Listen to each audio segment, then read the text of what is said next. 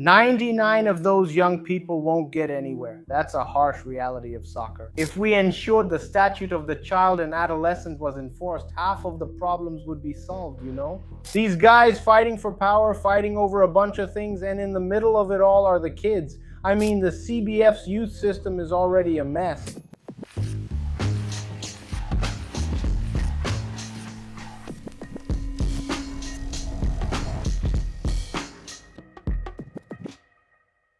Lúcio, with every World Cup, the discussion about our problems in the youth system and in player development comes back in force. What are the main problems with this, really? Yeah, that's a huge gap in our media, right? Not covering the youth divisions and their problems more effectively. And I'm not talking about results, I'm talking about what's actually happening. That's the seed of everything that's happening.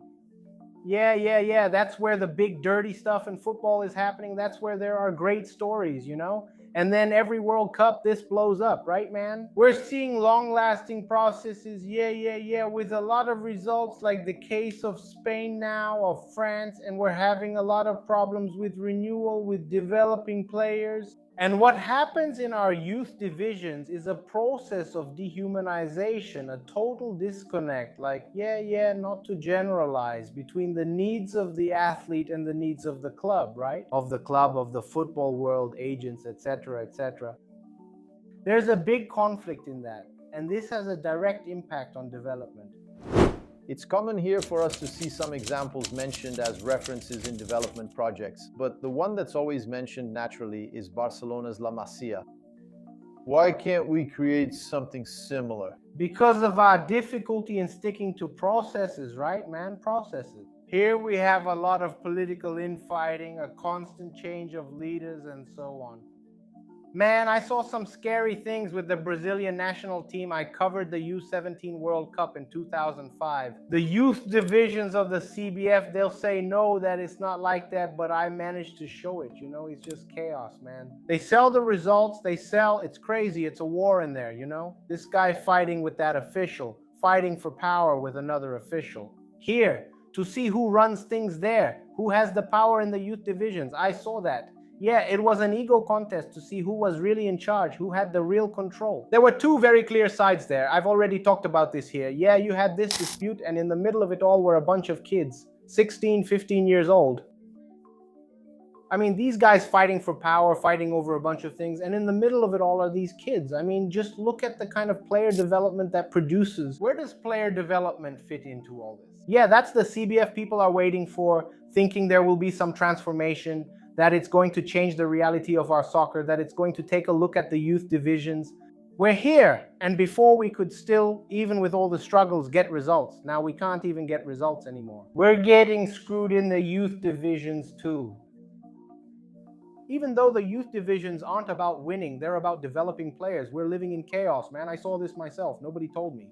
You know, the power struggle going on in there. So yeah, the youth divisions today in the CBF are really like that, a power struggle. It was that way in 2005 and still is now. Besides the always mentioned La Masia, which project could be a reference here? Lúcio, there's a project that I'm absolutely fascinated by, which is the Independiente del Valle project. I'm talking about a club run as a corporation, okay? And everyone knows my positions, that I'm not really in favor of clubs run as corporations, etc., etc. But look, we're talking about a club run as a corporation that isn't predatory. It didn't take over a brand like Flamengo or Botafogo. These are the businessmen and entrepreneurs who made it happen. The story is interesting because the guy just decided. His son, the son of a big businessman from Ecuador, asks him for a team, and he sees that it's a chance for a big investment, but he bets on a project of excellence. You have the Valle there, the Valle where Independiente is located. And he made a spectacular project where he brings together he holds several tryouts in Ecuador, bringing people together. A very strong educational project, and interestingly, he grounded it in academic research. Yeah, and he was so successful with his project that everyone took La Masia as an example, right? To do something similar, a training academy. He doesn't. He believes that the Athletic Bilbao project was much more relevant to him, because La Masia is something huge. They brought in people globally, but he couldn't replicate that and wanted something local. And he will realize through studying that the Athletic Bilbao project is much more effective at this. It brings in people from the surrounding areas and so on, and brings them in. And then he uses the Athletic Bilbao model, scouts for talent, and brings them in. But it's a deeply humane project, one that doesn't disregard people. It puts these kids in school, and that's one of the big gaps in our schools and our clubs. That's how it is. So there's an educational project, which is the Heja Emir project, which is the name of a very relevant educational project. And in many ways, it's similar to Paulo Freire's method of education, where the young person is the protagonist.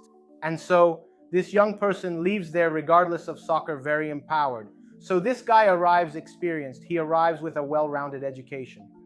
Unlike many, even big clubs here, where the education of the young player is just an afterthought, like just put a school there, enroll him in a school just for the record. But what's important is to focus here. So you have a very humane project. And there it is. Ecuador today is changing its history in soccer thanks to this project from Independiente del Valle. It's a brilliant project. I think it's the greatest youth development project on our continent. It's really worth getting to know. Which club in Brazil comes closest to the La Masia model? Or this one from Del Valle, we can mention Sharon at Fluminense, the boys from Vila at Santos. Is there any that I think some are on the right track. I think some have a lot of merit, but they have that same urgency, that same weakness in the processes, Yeah, these processes get left behind along the way. Changing directors all the time. Today you have a certificate for training clubs, right? Yes, CCF, which is very relevant. That gives you some obligations. And whoever has this certificate shows that they have certain things. And there's a big gap between the clubs that have this certificate and those that don't, but most don't have it. And in these visits to the clubs, etc., when I did those reports, man, I was able to see things like that in general, except for the big ones, Yeah, you just keep stacking up kids, Look at Flamengo. Not long ago, these kids lived in trailers. Yeah, it's not possible. There used to be, but I don't know. Yeah, but in general, the big clubs, and Flamengo solved this anyway. The big clubs are just a little better than that.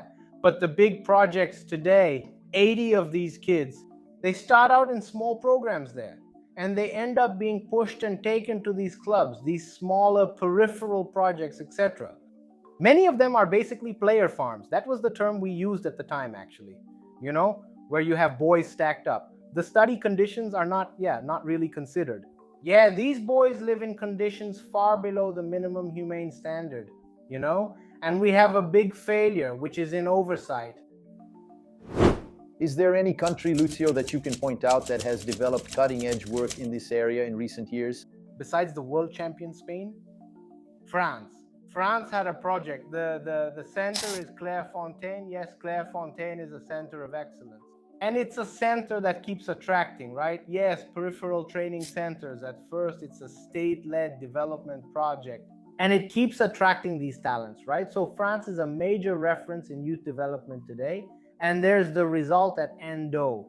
I think about this private project in Ecuador. Uruguay under Maestro Oscar Tabares did a really beautiful job, man. And now it's getting a bit lost. Because it was more about Oscar Tabares than the country itself. He demanded it, man. He was in charge while he was with the national team. That's why he's so respected. Because he didn't achieve great results on the field. But he did, off the field, great things. He held open tryouts there in Uruguay. Uruguay is a small country. And then from there, he supervised educational projects and player development, which he also demanded, a great education project, whose concern was about the methodology. And the people involved were most concerned with the following. 99 of these young people won't go anywhere. That's a harsh reality of soccer. One will make it. 99 will be discarded. But these boys will be discarded at 18 or 19 years old. And if you didn't give them an education, if they don't have an education, you send them back into the world. And what are they going to do with their lives? You left. You stayed there until 18 or 19 thinking you'd play soccer and become a millionaire. Then suddenly they tell you it's over and to go back. You leave without an education, with nothing, and return to the world. Oscar Tabares was very concerned about this. 99 out of 100 will be discarded. At least they will be discarded in a position to make something of themselves in life. Like that. it's good for us to talk about the gap we have in oversight, you know? You have the child and adolescent statute, which many of these clubs ignore. Even in some that have this youth development club certification, if we made the child and adolescent statute be enforced, half of the problems would be solved, you know? A minor's image rights are inalienable. Up to a certain age, they can't sign contracts. And yet they do. These are basic things that are not followed in the clubs. And then we're very harsh, right, as the press, as a society too. Sometimes we demand a lot. Of course, there are slip-ups. Some players, you know, messing around, being irresponsible, etc. But we're very demanding as a society sometimes about the stance these people take and so on. But no one cared when he was there at 15 stacked up in a place like that, in a farm like that. No one wanted to know about his life, right, man? No one went to ask if that kid was studying, if he was getting a proper education, if he had the right conditions for development, and so on. And then you expect this guy to get there at 19 years old, to have maturity, to have the level of education, even though no one gave it to him, so that the 6th World Cup title will come. It goes through the youth academy, obviously, of course, a complete overhaul. But it won't happen. We have people. We even have very competent professionals, but they usually stay out, or when they get in, they get swallowed up by the system as soon as they enter, you know. Then a process kicks in that speeds things up a lot because it has to generate profit. Yeah, clubs aim for profit in youth development. Profit turns people into commodities because you must sell and keep the business running. Besides this very cruel process, we also have a problem, with staffing issues like this. And this huge influence of agents, which in Brazil plays a very big and exaggerated role. That's it, my friend. That's enough for today, right? Do you want more likes? Go ahead and tell them to subscribe, right, Lúcio? Do you want them to subscribe? Subscribe. Go ahead. They're hearing your voice. Fraga is asking, Lúcio is asking. Subscribe to the channel. Ha ha ha, let's keep going.